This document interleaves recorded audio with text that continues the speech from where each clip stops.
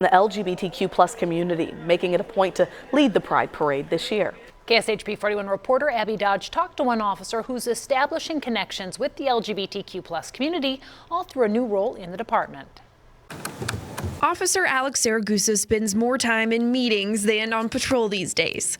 Just 6 years out of the academy, and he's growing his role in the department as its first full-time LGBTQ+ liaison. My grandma always said, since I could talk, that's all I've ever said I wanted to be as a police officer. Alex says he grew up with officers in his house frequently. His dad struggled with addiction. For me, it just felt safe having them around, and my goal was to give that to someone else, give that sense of safety to someone else in the community. What would it have meant to you to see someone in this position in your community as we're getting older? Seeing a position like this immediately would let me know that the department's accepting, that they recognize who I am as a person, and they not only respect it, but they empower it. KCPD created its LGBTQ+ liaison officer position less than a year ago.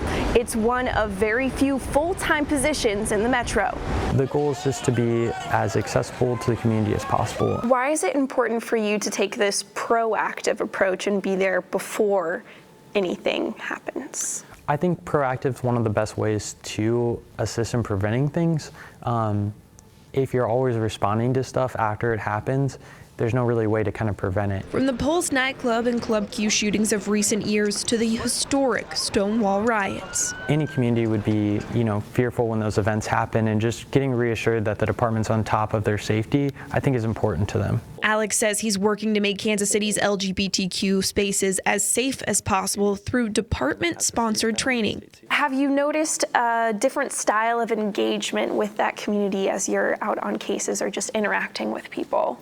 I think now having a position that the community knows they can reach out to directly has increased the reporting of cases, and when something does happen, they know to reach out directly to me. As a member of their community too.